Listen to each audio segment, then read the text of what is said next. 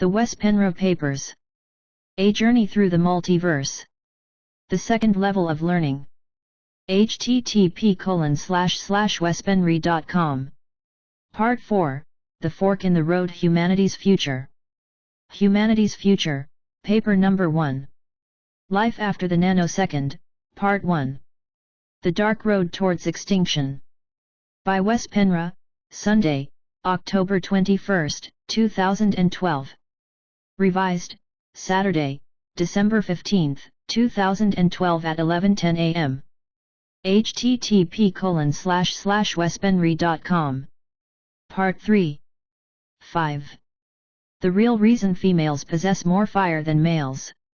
I wonder how many of my readers have followed Robert Morningsky's audio session on this new websites at http://robertmorningsky.com and http://ladyoffire.com. If you haven't listened to his MP3 files, you really ought to. I know, it's a lot to go through, but the information in there is extremely powerful. Robert Morningsky, RMS, is telling his readers/listeners over and over to be skeptical, within reason, and put him on top of the list. I would suggest you do that, just like you should do with me, and come to conclusions about RMS intentions. I am not saying they are not pure, they may very well be. Still, come to your own conclusions. The reason I'm bringing this up, and why RMS is coming back as a reference in my own research, is that his and my paths tend to cross quite a bit. What I am going to suggest here may be shocking and too incredible for many to accept, but the only thing I ask from the reader is to have a very open mind here and consider it very deeply before you discard it, and hopefully you won't. This is extremely important information, perhaps the most important in this whole series of papers, because it explains the whole reason why the Syrian overlords treat us like they do. I will outline the overall concept here, but for deep details and real proof, yes, I mean proof, go to Morningsky's 2 websites. You will find it there guaranteed. The patriarchal regime, who took over this planet about 500,000 years ago from those who wholeheartedly supported and were sent out by the divine feminine, who fought a war in space with the matriarchs, drove them away, and won this territory, has taught us that man is superior to woman. You can read about that in most religious, altered, texts, and the Bible says that Eve seduced Adam, and that she is the cause to the first sin from which we are still affected. What RMS has managed to prove is that in the beginning of the universe there were only females. Males did not exist. So how did those females reproduce?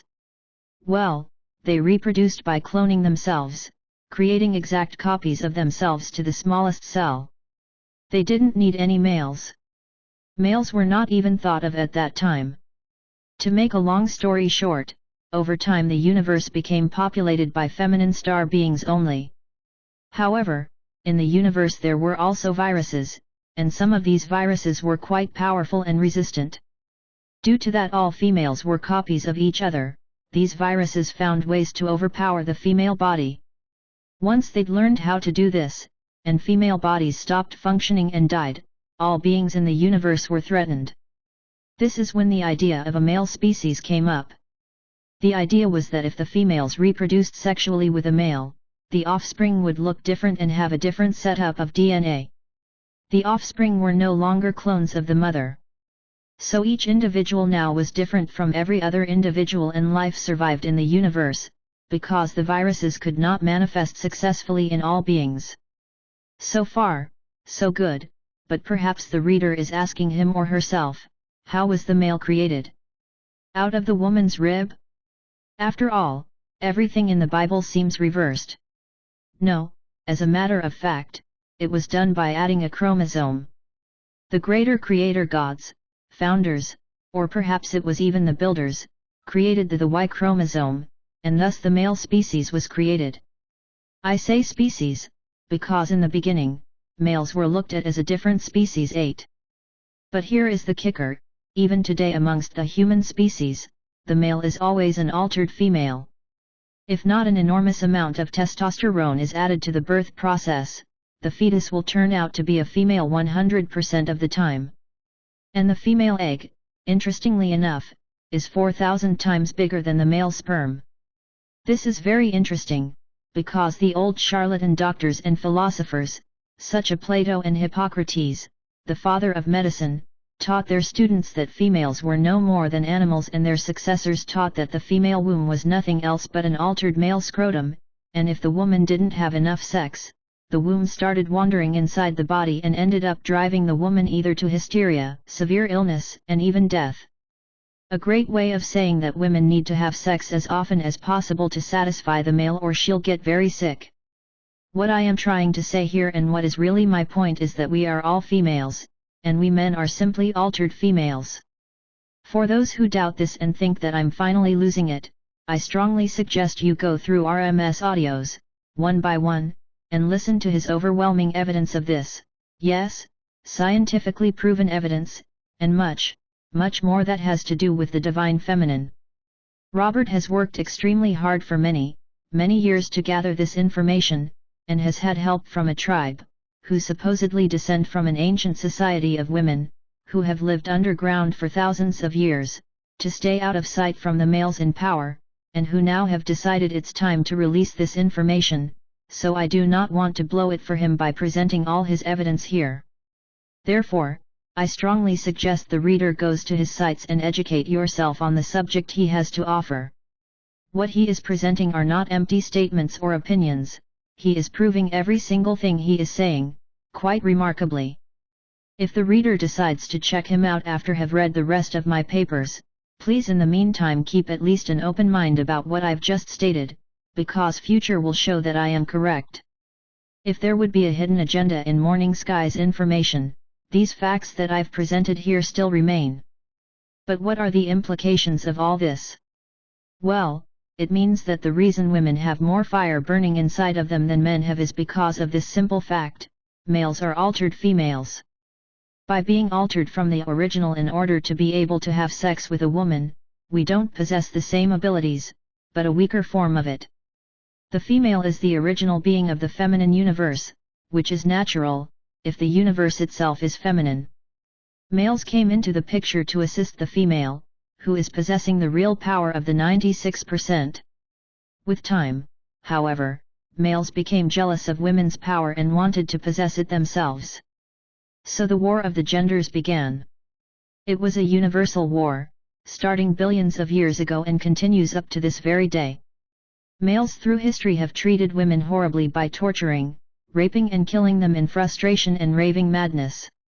The females soon started fighting back, furiously, because they were often much better warriors than men, possessing the fire of the goddess. This began an evil cycle where both males and females are guilty of treating each other quite terribly. Sometime during this seemingly endless war, the goddess descended to earth and seeded an androgynous race who possessed a great amount of her own goddess energy. She did not create any males. In a great lake up in the Siberian mountains, she created the Namlu, who had this enormous fire inside of them, and could communicate directly with the goddess at any time. They could access the heart of the goddess universe, which we call dark energy and dark matter, consisting of 96% of the universe. This was the mother goddess' great experiment in the middle of a raging war. Our planet became the great oasis in the outskirt of the galaxy, sitting in the middle of Peshmetan, the galactic highway the goddess at this time was in total control over. Putting the experiment here was probably intentional in the sense that by having access to this important star lane, the Namlu could travel directly to the goddess through the giant black hole in Orion's belt. Not until the males of power came were there males on Earth. The rest is, like they say, history. Today, in the 21st century, we still have the blood and the fire of the goddess inside of us, which is our inheritance from the ancient Namlu, who no longer dwell in our dimension. But one day we may once again meet with our great ancestors, the goddess' sacred experiment, which was destroyed by the Syrian warlords. But not totally, we are still here as a living legacy of the beings of the Golden Age. And it's this blood, and this fire that the warlords want so badly, but still, to their great frustration, can only get in fractions. Nevertheless, with only being able to do that, they have increased their power in the universe exponentially. Only we can stop them from expanding even more, and perhaps we can do more than that. However, although the warlords don't want to admit it even to themselves, they are draining out our females, and their fire will not burn forever. 6. The debt now must be paid in full. The most serious misuse of energy on this planet and the most devious thing the Syrians have done towards the Mother Goddess is probably when they went back on their promise to pay on the debt. Which debt, you may ask? Well, this one indeed has to do with misused energy, because if this is not misused energy, I don't know what is. I'll explain. In this universe, the purpose of all things is that they are supposed to evolve, intelligent beings more so, even. The builders and the original founders decided that all so-called intelligent beings in this universe, who started out on a material world, in order to evolve and learn the childhood lessons, have to have one thing built into their DNA, namely the urge to evolve as a species and a longing for the stars. This doesn't mean that all species in the universe decide to become star travelers, because at one point it's their own choice, but it was built into their DNA to begin with. The same thing applies to Homo sapiens. Even if a devious star race is creating a new race by manipulating their DNA, this thing was built into the original being, but also needs to be made sure is built into the manipulated ones. So, when EA and the Syrians experimented with the humans, they still had to make sure that they make progress.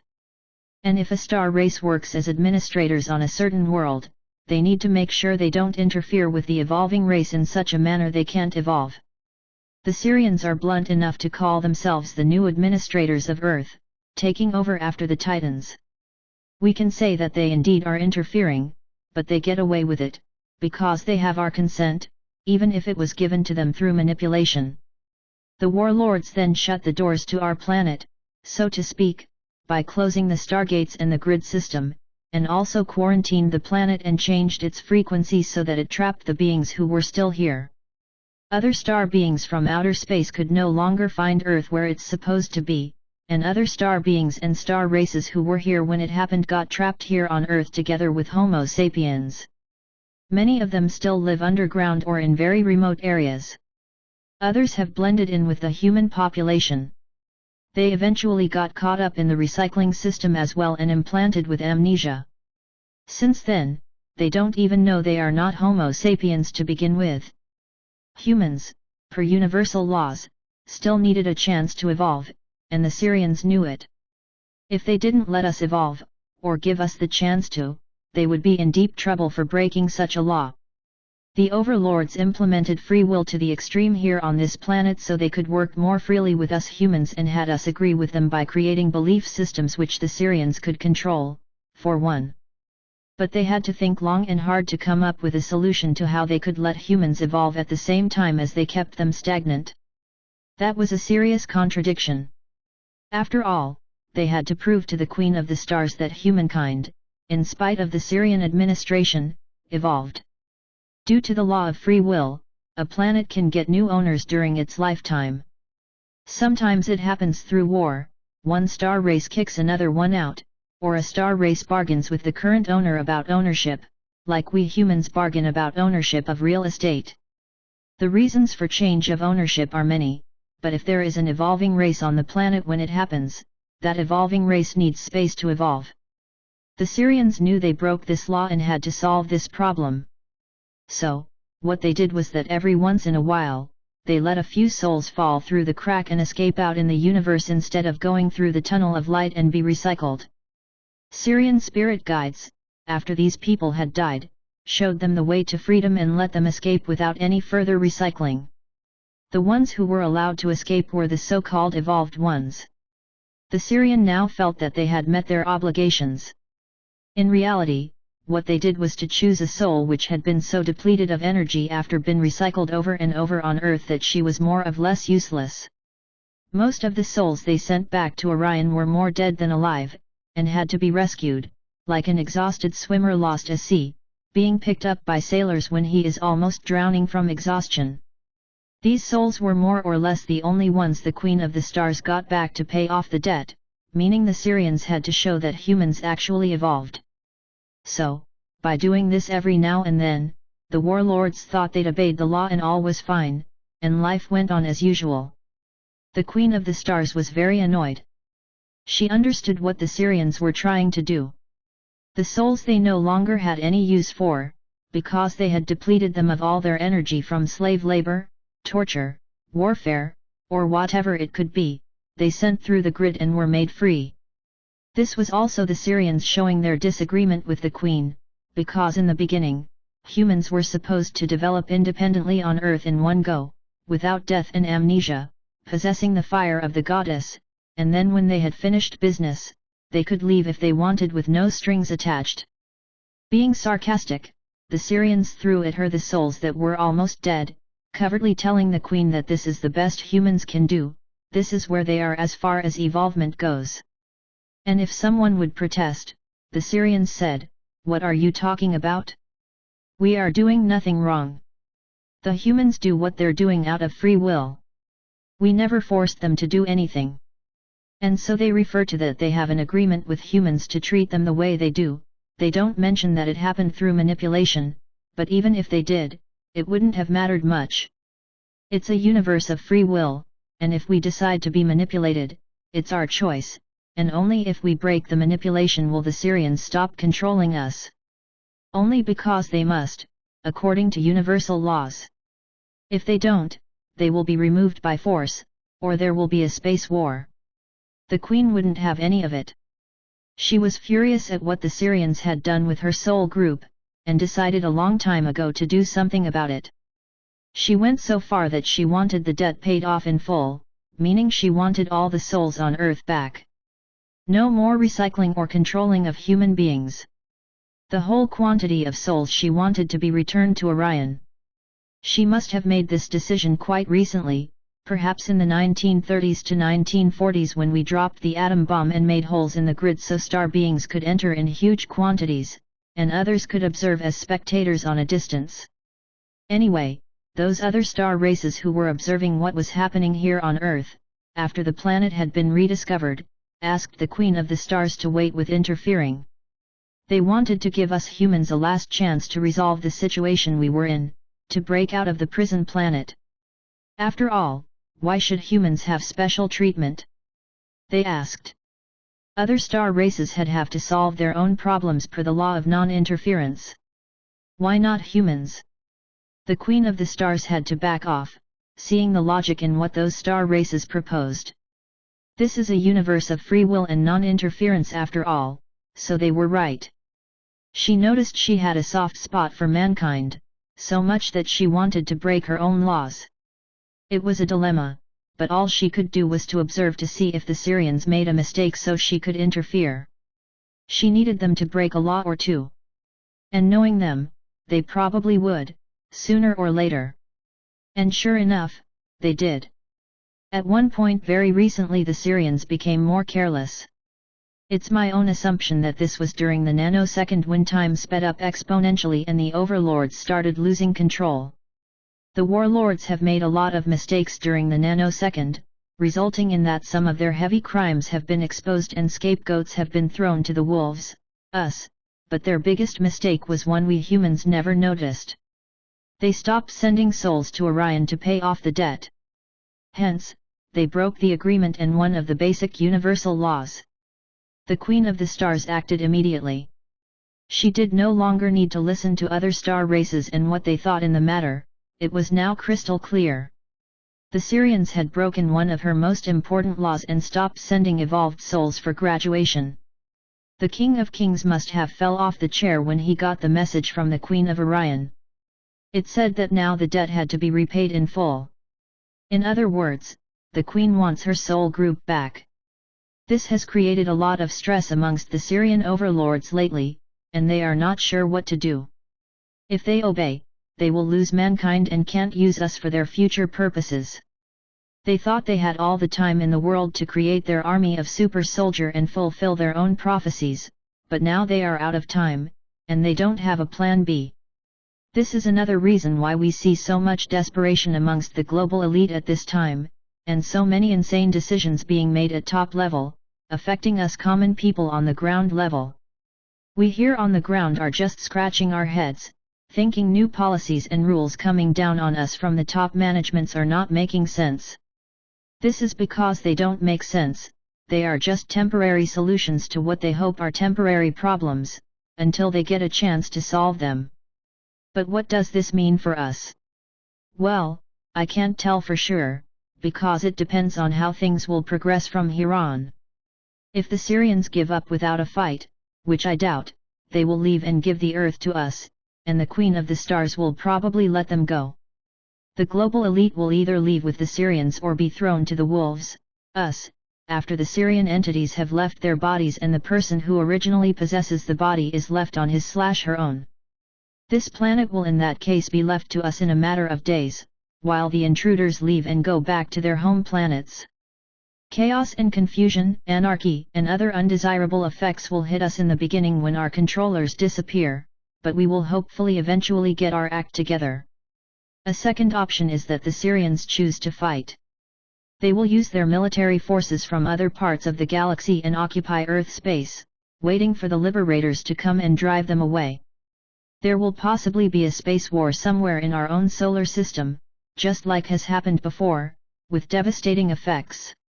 A third option would be that the Syrians do nothing, just seeing it as an empty threat. They know that the Aryans will not come here full force, or they will create the same effect the Syrians would if they live out the plan you two revealed to me, which was that the Syrians come back full force to take care of their own but promise not to kill any humans. The Aryans and their allies would be seen as invaders by us humans and we would fight the wrong enemy. There may be other options, of course, not thought of at this time, neither by us or the Syrians, but I think number one is out of the question. The Syrians will not give up Earth without a fight. Number two is plausible, but still not. I think the Syrians know they are still too weak to fight Orion and would only do so if they were totally pushed against the wall. So what remains is number three, which I think is what they will do. Although this is a wild card which will most certainly continue making them nervous, with an Aryan invasion potentially around the corner, it's the alternative which, if chosen, is the one that has the greatest possibility to succeed. I have done some research on this, and discussed the whole thing before I published it here, and it is doubtful that we will see an Aryan armada in the sky or on the radar, indicating that they are sitting close to Earth. We wouldn't be able to see it, anyway, with our human technology, because the armada would come from the nano world, from a totally different dimension. But the implications of a space war would affect the solar system on a cellular level and shake and rumble all planets therein, creating earthquakes, polar shifts, explosions of planets and what have we. None of this is likely to happen, and if the Aryan space armada would show up on the Syrians' interdimensional radar, all the warlords had to do would be to hide on Earth, even if it would trap them here. The Aryans will not destroy the living library. So, in summary, I would think that Orion will stick to the ultimatum that this soul group, humankind, should be set free, but we will not notice any real effects from this right now, unless the Syrians surprise us and are ready to give up Earth after all. But don't hold your breath. And all I've said so far is still valid. We need to work on our own sovereignty and development, soul-wise and as a biokind. The Syrians have even more reasons now to develop the machine world, or perhaps the Orion threat is actually the reason they are building it in the first place, and I am wrong about the time frame. Perhaps the Queen gave the Syrian the ultimatum a few hundred years ago, and the overlords have worked on building the machine world ever since. I don't know, but I do know that a machine world, built on nanotechnology, is under development, and we can already see the evidence all around us. As a last note on this, here above, I said that there were star races who wanted to hold off on terminating this experiment, to give us humans a chance to resolve our problem with the Syrians ourselves, but there are also others who agree with the Queen that the human experiment should be terminated due to that they don't want us out in the universe the way we behave. So terminating the experiment and start from scratch would be a good idea, they think. So, however we look at it, we live on borrowed time, literally, and we can't stay asleep forever as a species, or we'll be forever lost. More so than we may think. I will tell the reader what I mean by that here below. 7. The destruction of souls. Keep in mind that everything is energy, everything, even the most solid of all matter. And we know from our physics classes in school that things can be depleted of energy. We often compare our human body with a battery. When the battery is out of energy, we either throw it away, calling it a dead battery, or we recharge it, if this is a rechargeable battery, and we have a fully working battery again. However, we can't go on recharging the same battery over and over forever, because sooner or later even the rechargeable battery is going to go dead and we throw it away. Bodies are functioning in a similar way. By the end of the day, when we come home from a long work day and have been up a certain amount of hours, the body is depleted of energy and needs to be recharged. If we didn't have a chance to sleep every now and then, our body would much sooner than later die from lack of energy. Fortunately, we can recharge our batteries every night and wake up after a certain amount of hours, feeling much fresher than when we went to bed. But just like with a battery, the body ages, and eventually it doesn't matter how much you recharge it, it still won't work satisfactory, and the body will die. But what about the soul? Don't the same laws of energy apply to souls? Well, we hear over and over that the soul never dies, it lives on after body death and is basically indestructible. In other words, souls can't die. Ever. Is this really true? Well, it depends on how we look at it. Although the energy in the universe is not unlimited, it's still abundant. It's all around us, and the universe is supposedly at least 14 to 17 billion light-years across, although I would say it's spherical, or, as I've come to suspect lately, a gigantic spiral, and there is an unimaginable amount of energy in this vastness. It should be enough to feed the soul at all times, shouldn't it? But wait a minute. A soul is not made of energy, it lives outside of the physical universe, doesn't it? Outside space and time? Yes, this is basically correct, but there is more to it. In fact, there is more than one type of soul, and the souls of ETs are not necessarily the same as that of humans. We have already mentioned some of this, but now it's time to connect the dots. 7.1 The power of the human template. Now, please recall what we have said that a human soul is composed of. We have mentioned the avatar, which is the light body surrounding our physical body. As long as our physical body has a certain shape, the avatar follows that shape and forms itself around it. When the body dies, the avatar lives on in the ether, where it is getting trapped by the Sirians.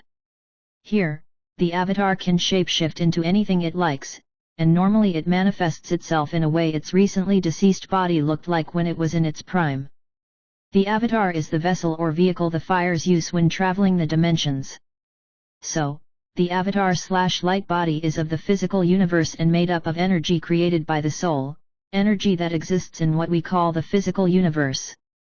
Now, let's look at this from a perspective when the human soul, body, and mind are not trapped in the Sirian control system. The human soul is a collection of many millions of super tiny orbs, or fires, attached to the avatar. They are very tiny and exist on a sub-quantum level, which is subcellular. All these fires together form one soul, or at least, that's how we perceive it. All these tiny fires make up one big fire, which becomes the fire, or the soul. Now, there are two major things that are pretty unique with humanity. They have a soul made up of those tiny fires, and they also have a very special, divine human body template, simply put made of a physical body and a mind complex.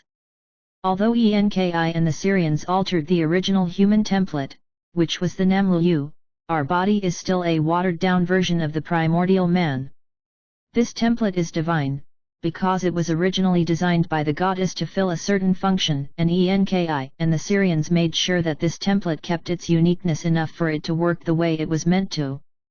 The uniqueness of mankind is that as fires we are the direct children of the mother goddess, which is different from other star races, as we shall see. Thus, we are royal and divine. You, as a fire, has the unique ability to use the human mind to nano-travel across the universe wherever you want to, instantly. There is no need for you to use stargates, Einstein-Rosen bridges, black holes, or anything else for that matter. And no technology needed, no spaceships or any tools whatsoever. You travel with your thoughts, using the mind of the human template. You send a portion/fragment of your fire, riding the avatar, to whatever your destination may be, but at the same time you are doing this, you are staying put in your physical body here on Earth and can return to it whenever you want to. So for you as a human being, the physical and the spiritual becomes one. If you are a Star Trek fan, you know who Q is. He is a being who is able to manifest himself anywhere, at any time, taking on whatever shape he wants. He often appears on the starship Voyager, manifesting himself as a human, playing tricks on the starship crew.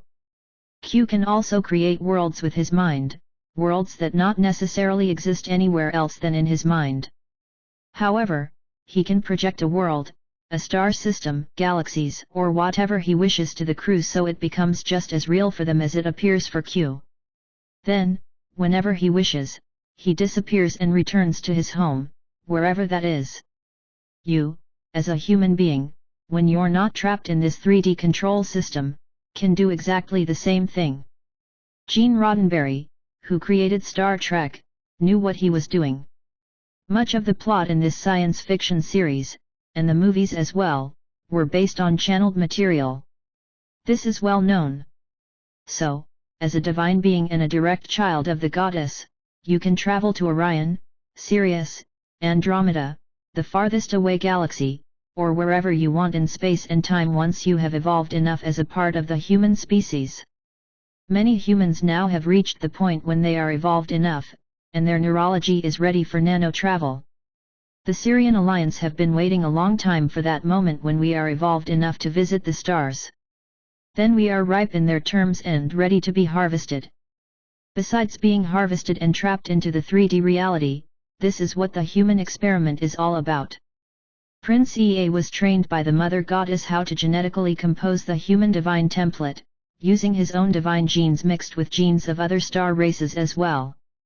Still, the template had to have the correct genetics to be able to host the divine fire of the goddess. But what is the difference between humanity and other star races? Why are they jealous of us? Well, they are jealous because they have to make a choice that we don't. They either evolve onto energetics, non-physicals, and are then able to nano-travel, or they remain in the physical realm and have to use technology to travel between the stars. As onto energetics they can ride their avatar just like humans do, but won't have a physical body. Those who remain in matter, on the other hand, have a series of different problems they need to solve to be able to travel through space, long distance. First of all, bodies that evolve on any planet are created specifically for the condition on that particular world, and they can't stand the harsh conditions in outer space or on some other planet in space and time. Planetary bodies are not made for space travel and would be destroyed if they tried. However, there are a few exceptions. There are certain body types that are more suited for space travel than others. Two such body types are the Greys and the Reptilians. On planets where such star races evolve, they can usually use their bodies with just a few minor genetic adjustments, use technology to transfer the soul to the modified hybrid, and use that body to travel through space via stargates and star lanes, while the original bodies stay at home, so to speak. This is why people say they see Greys and Reptilians. Although there may also be a few Greys and Reptilians stuck within the grid, living underground, being either early human genetic experiments, or star travelers of old times. Most of these beings that have been spotted on this planet are hybrid space bodies that some spacefaring races use as spacesuits when traveling interdimensionally. If the original planetary star race has a weaker body type, they need to become skilled genetic engineers to be able to create hybrids that can withstand the challenges with star travel. They would need to clone these bodies and use them as spacesuits when they travel to other star systems. Again, they need technology, both spacecraft and machines that can transfer soul energy to the cloned bodies, to be able to cruise the universe. Humans on the other hand don't need any technology at all and can go anywhere in no time. Their destiny is only a thought away, and the physical bodies are still waiting for them home on Earth. Although other star races possess the fire as well, the special divine fire is required to run the human body in a multidimensional way. Any star being can incarnate in a human body, but still can't nano-travel with it if she doesn't have the divine spark of the Mother Goddess. The only way a star being can use a body to nano-travel is if the grid is lifted and the soul of the star being does a walk-in while the human fires are still in the body, unbeknownst of what happened. The star being can then, hypothetically, control the fires so that the fire starts nano-travel. The walk-in themselves cannot nano-travel, or they'll lose the human body in the attempt. They do not have the silver cord which holds them grounded in the human template. One could argue that a walk-in could use a human body to explore sex in the physical world, nano-travel and get rid of the body, and then when coming back, walk into another body. This is hypothetically doable, but on the other hand, if the grid is lifted, the human fire would not be as naive as she is today.